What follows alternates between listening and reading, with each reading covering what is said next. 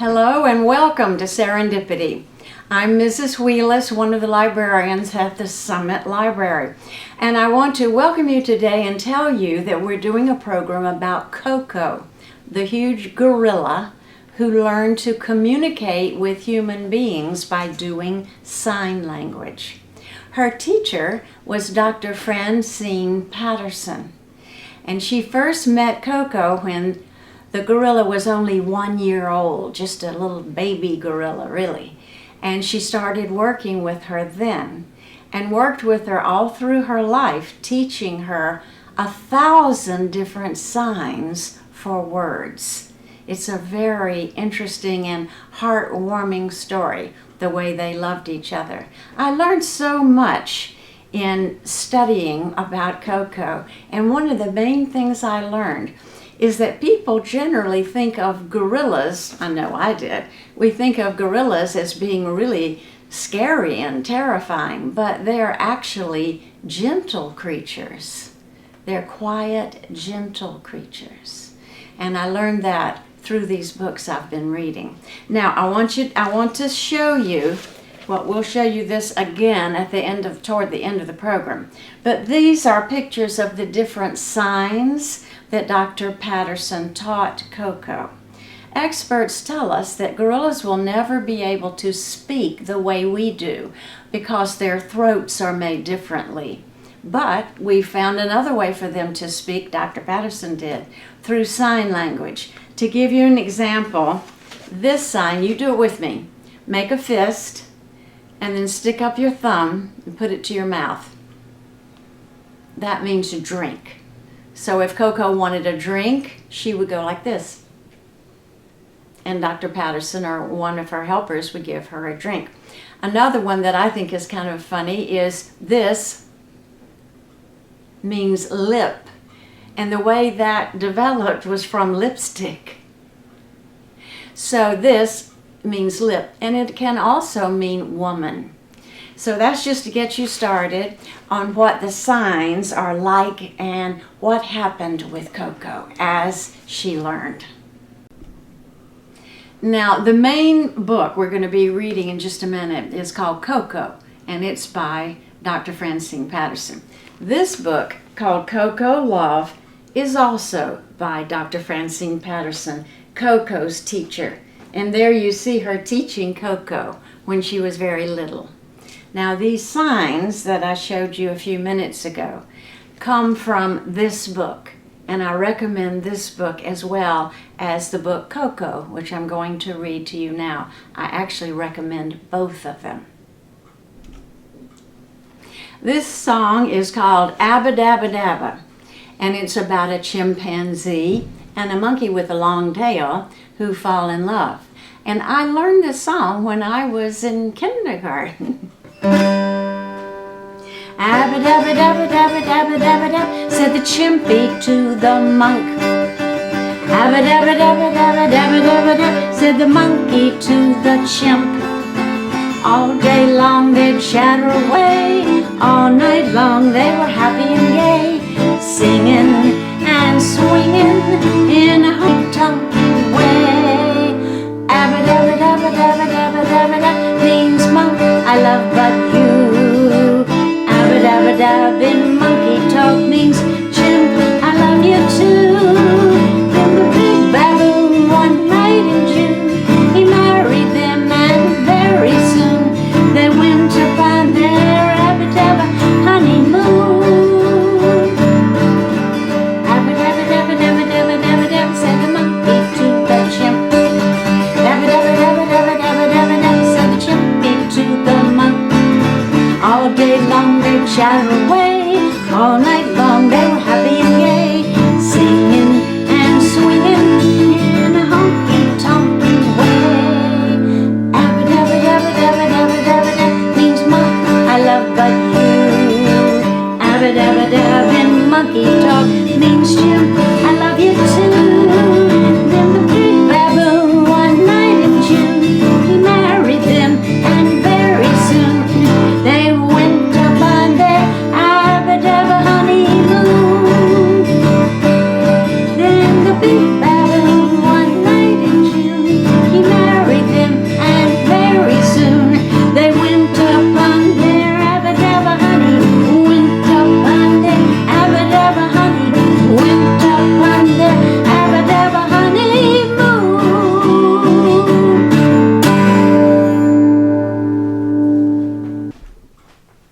This book is entitled Koko's Story, and it's written by Dr. Francine Patterson, Koko's teacher. The photographs are by Dr. Ronald H. Cohn. Young Koko. Koko was born at the San Francisco Zoo on the 4th of July in 1971. She was named Hanabiko, a Japanese word meaning fireworks child, but everyone called her Koko. She was 3 months old when I first saw her, a tiny gorilla clinging to her mother's back. I asked the director of the zoo if I could try to teach her sign language. He said no. I didn't see her again for a whole year. I started visiting Koko then at the zoo every day. At first, I didn't think Koko liked me. She ignored me. She even bit me when I tried to pick her up. Slowly, though, because I never failed to come to see her every day, Koko began to trust me. Each morning, I would carry her around the zoo on my back to visit the other animals. When we passed the baby elephant, Koko would cling to me tightly, scared by the loud trumpeting noise the elephant made whenever we went near. Teach Koko just 3 words in sign language: drink, food, and more. I taught the zoo assistants who helped in the nursery to form the sign food with their hands.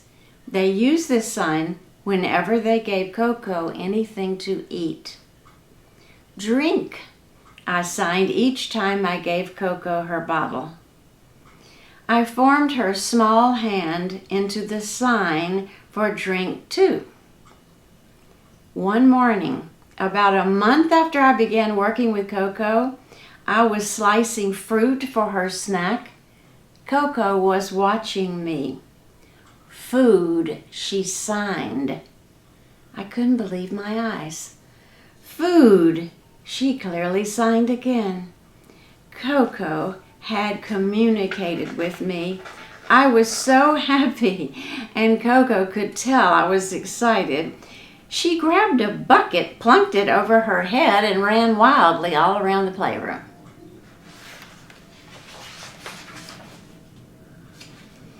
By age 2, Koko's signs were more than just simple one-word requests like up, drink, and more. Now Koko was learning signs quickly and stringing them together. Their mouth, you there, Koko signed when she wanted me to blow fog on the nursery window to draw in with our fingers. Pour that hurry drink, hurry, she signed when she was thirsty. Koko had a big birthday party when she turned 3. One of her presents was a pair of toy binoculars. Look, she signed, marching proudly with the binoculars around her neck. She carefully ate almost all of her birthday cake with a spoon. But when it came time for the last bite, Koko couldn't resist. She scooped the cake up with her hand and stuffed it into her mouth. Koko leaves the zoo. Koko was 3 when we decided to move to the grounds of Stanford University, where I was a graduate student.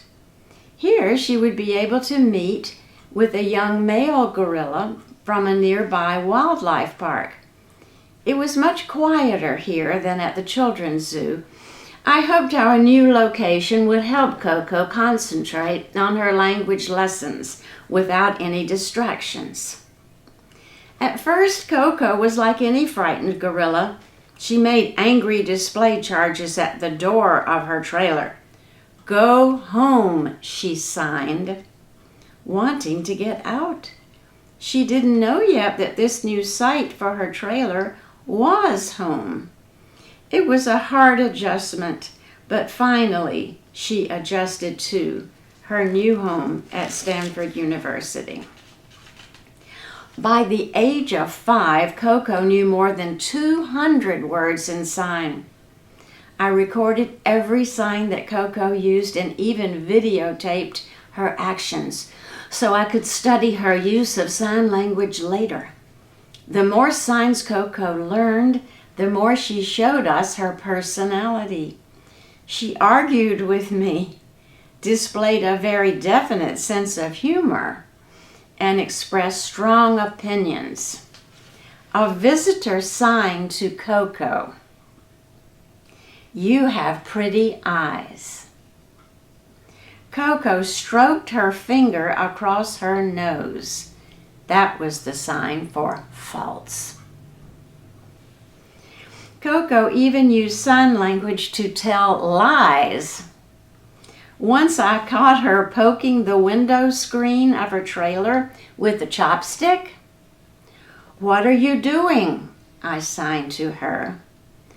Koko quickly put the chopstick in her mouth. "Mouth smoke?" she answered with signs, pretending to be smoking the chopstick. One time I caught her chewing a crayon when she was supposed to be drawing a picture. "You're not eating that, are you?" I asked Koko.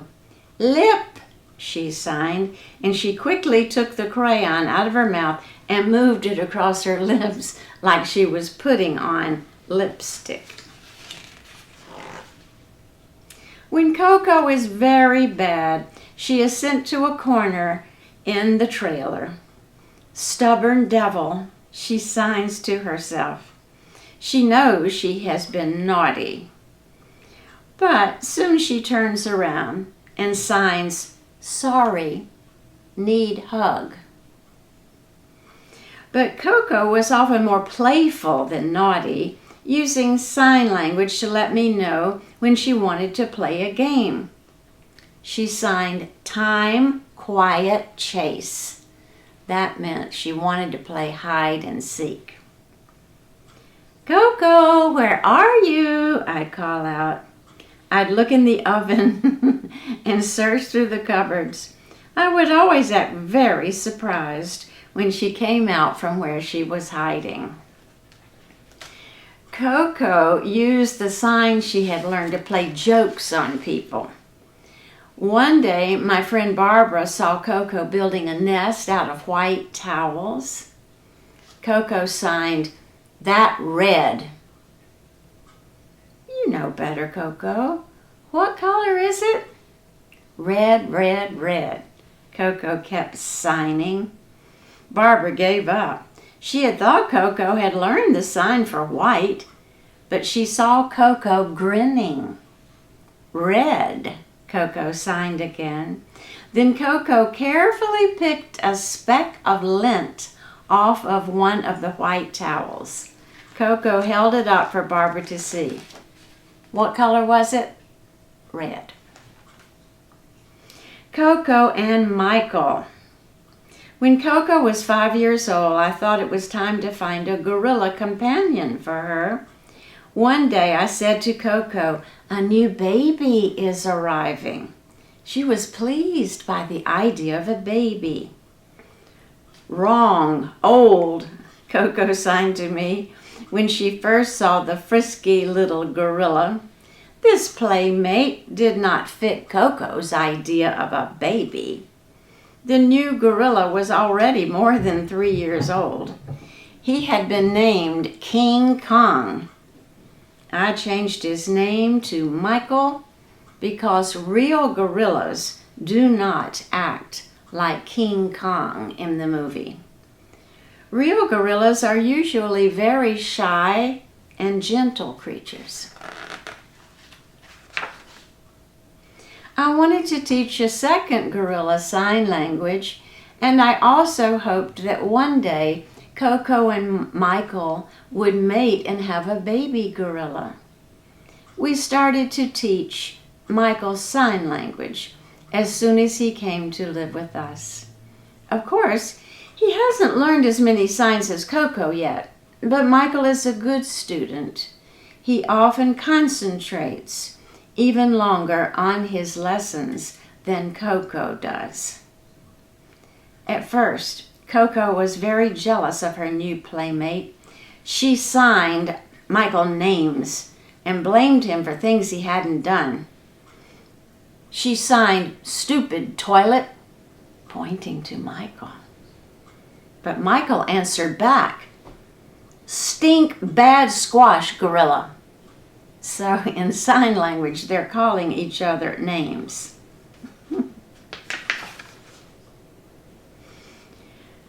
But Koko and Michael also love to play together and sign to each other often. Koko signed "tickle, please," tapping her armpit. Michael would jump toward her to find a good spot to tickle. Then they would wrestle together. They banged on the walls, tumbled and kicked. It was rough, but it was still play. Koko and Michael loved to ride in my car at Stanford. "Go there," Koko would sign, acting like a backseat driver. She knew exactly where the soda machines were at the university and would point the way. "Turn, turn," she would then sign, pointing to the right and the left. She was just trying to make the ride longer. Kokos Pets. Before Koko had her first kitten named All Ball, she played with many small animals. Koko once befriended a blue jay. The baby bird had lost its mother, so I kept it in a cage and fed it many times a day. I took the caged bird to Koko's room. "Open that," Koko signed. I opened the door, and out flew the blue jay. "Like that. Nice have," she signed. "Do you have a name for him?" I asked Koko. "Tongue," Koko answered. "Yes, he has a tongue." "But what will you name him?" "Tongue," he signed again.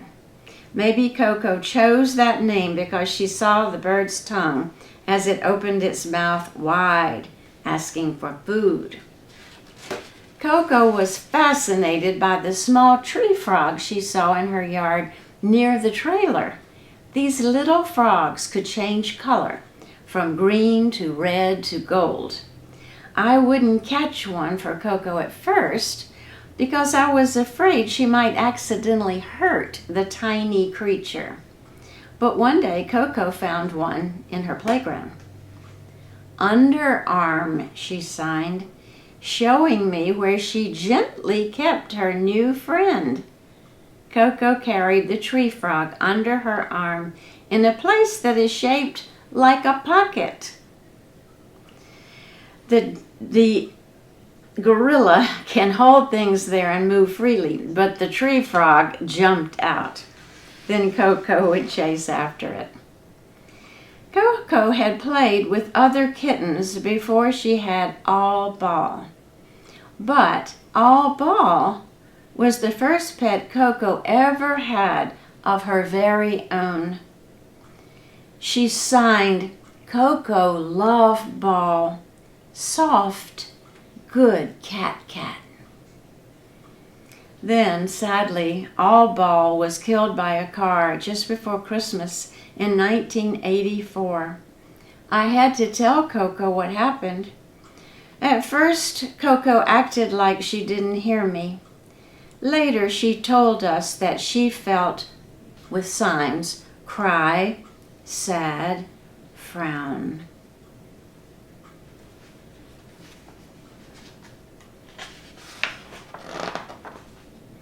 Michael also had a name for Koko got a new kitten, and she named the kitten Lipstick.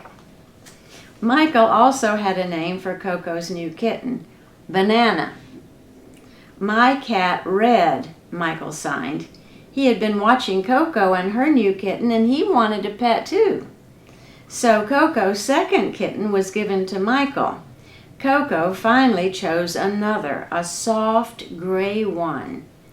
"Baby," she signed, "visit Gorilla." "Have you thought of a name yet for the kitten?" I asked her. "That Smoke," she signed. "Smoke, Smoke," she answered. The kitten was a smoky gray, so we named her Smokey. When Koko is asked what her favorite animal is, she always signs gorilla. But Koko does not like all animals. She is afraid of crocodiles. I used to hang toy rubber alligators above objects she was not supposed to touch. They looked a lot like crocodiles to Koko, but now she's older and those rubber alligators don't scare her too much. Koko's day. When Koko was 8 and Michael was 6, we moved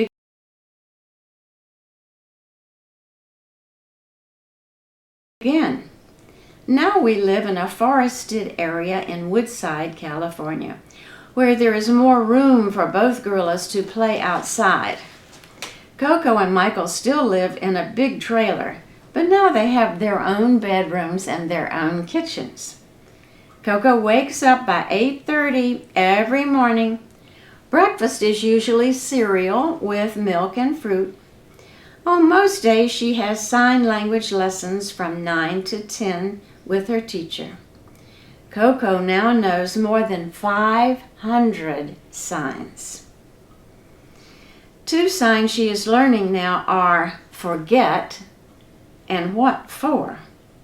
She also knows signs that stand for airplane, belly button, boring, and surprise.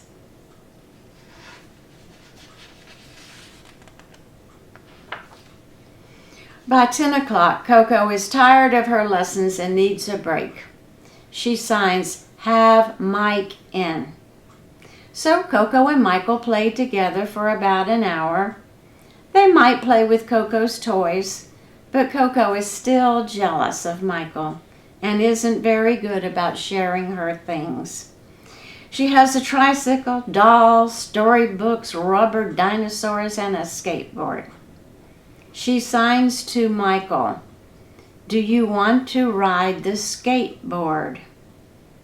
But then she sits down on the board and scoots around the trailer slowly. She won't let Michael ride on her skateboard. At 11 o'clock, it's time to get back to work. Koko has reading lessons on many mornings. Koko and Michael also take tests. They make mistakes, but some mistakes don't seem like wrong answers to a gorilla. One test question asks Koko to point to 2 things that are good to eat. Koko saw pictures of a block, an apple, a flower, a shoe, and an ice cream sundae. Koko pointed to the apple and the flower, of course.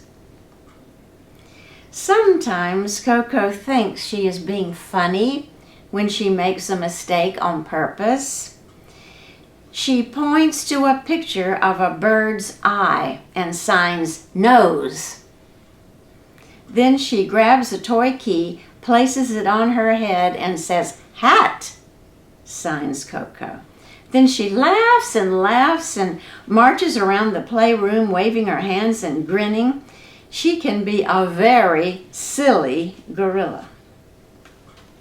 At noon, Koko has lunch, juice, fresh vegetables, and soybean cake or another protein. "Can you say a long sentence about lunch?" I ask her.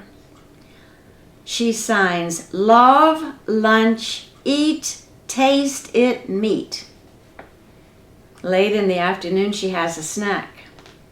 Both Koko and Michael like peanut butter and fruit sandwiches. One afternoon, a scientist who studies wild chimpanzees came to see Koko. I asked Koko, "Do you like people to stand up or sit down when they are with you?" She signed down. Koko likes quiet friends and is especially gentle with babies and older people. When she meets people for the first time, she gives them the blow test by blowing into their faces. Then she uses the sign she knows to find out more about them. Koko likes to take photographs and will sometimes hold my friend Ron's camera if he lets her. Love camera, she signs. Dinner time is around 4:30 and the meal is always fresh vegetables. If she sees mushrooms or radishes on her plate, dirty stink, she signs. She will not eat them. Before bed, Koko goes off by herself for quiet time. Sometimes she looks through a stack of her favorite letters from children. Or Koko might play a scary game with her dolls and a dinosaur. Koko likes to look through her picture books too, or play with Smokey. She brushes Smokey just the way I brush Koko. She keeps her little kitten very clean. At 7 o'clock, it's time for Koko and Michael to get ready for bed. I take care of Koko while my friend takes care of Michael. Every night, Koko builds a nest just as gorillas do in the wild. She makes her bed by piling blankets, towels, old clothes, and rugs into a circular nest on top of a flat tire. Brush teeth, Koko signs. I brush her back teeth, but Koko can brush her front teeth by herself. I rub the leathery palms of her hands and feet with baby oil. That way they stay smooth and soft. Tickle there, Koko signs after the toothbrushing. Koko, you know it's time for bed, I tell her. That red, she signs, pointing to my shirt. Koko is trying hard to change the subject, but now it's past her bedtime. Good night, Koko, I sign, and tiptoe out of the room. I go back to my own trailer, but Koko and Michael know that I am nearby and that I will always be there if they need me.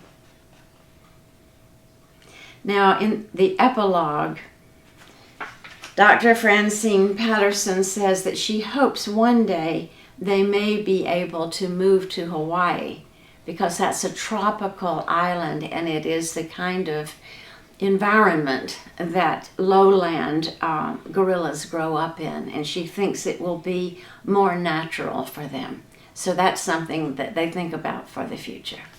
And that is the story, Koko's story. Cats can purr, but they're not perfect. Dogs have paws, they're not flawless. Rabbits have fur, but go no further. Nobody's got it all. Cows can moo, but can't dance to the music. Sheep can baa, they can't twirl a baton. Horses can run, but let me run this by you. Nobody's got it all.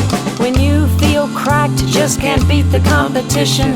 Don't give up, you'll succeed on one condition. Believe in yourself, know this ammunition. Nobody's got it all. Turkeys can gobble, forget about the IQ. Ducks can wobble, because their feet are just two. Hens can squabble, not much else to do. Nobody's got it all. Do dogs have it all? Nobody. Do frogs have it all? Nobody. Do hogs have it all? Nobody. Nobody's got it all. So don't you sweat if your team has no power. Don't you fret if your minute waltz takes an hour. You'll succeed yet, you'll blossom like a flower. But nobody's got it all. Nobody. I said nobody. I said nobody. Nobody. I mean, nobody's got it all.